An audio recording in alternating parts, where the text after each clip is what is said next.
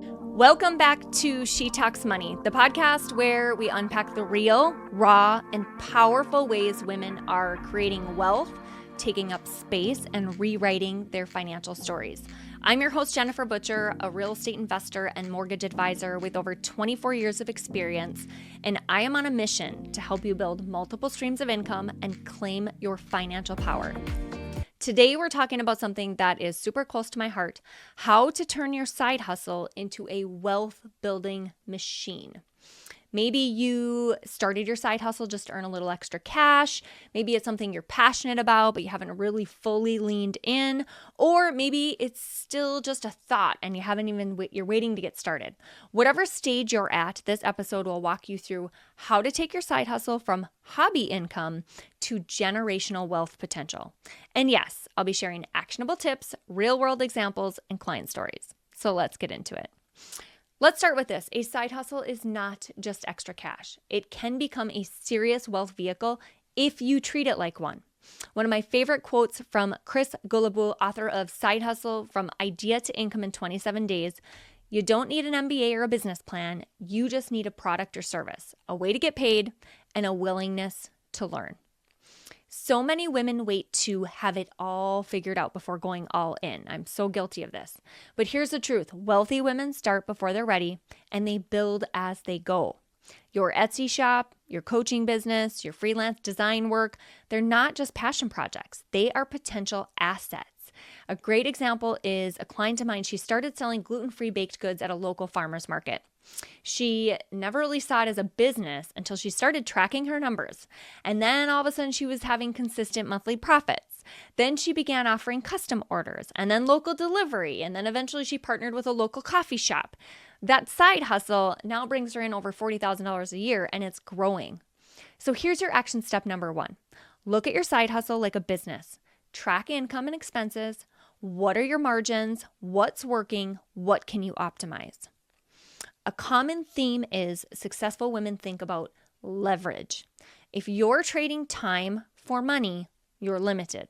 The key is to productize or automate your hustle. So for example, a social media manager who builds out templates and turns them into a digital product. She sells them on Gumroad or Etsy, and now she makes money while she sleeps. As Naval Ravikant said, you're not going to get rich renting out your time. You must own equity, a piece of a business, to gain your financial freedom. So think, can you turn your knowledge into a course, an ebook, subscription, or a system that generates recurring income? I have another client. She was a yoga instructor. She had a really popular in-person class, and she decided to turn it into a paid virtual membership with weekly videos. She now has over 150 members paying $29 a month. You do the math on that. That's over $4,000 a month in passive income she didn't have even 2 years ago. So your action step number 2 is ask yourself, how can I scale this? What part of my hustle can be automated, digitized, or turned into something recurring? Now, this is the part where a lot of people miss. They make money in their side hustle, but they don't leverage it. Here's where the wealth building begins. Your side hustle income should not be sitting idle in a checking account. Use it. Pay off high interest debt. Build up emergency savings. Invest in a Roth IRA or 401k. Maybe fund the down payment for a rental property.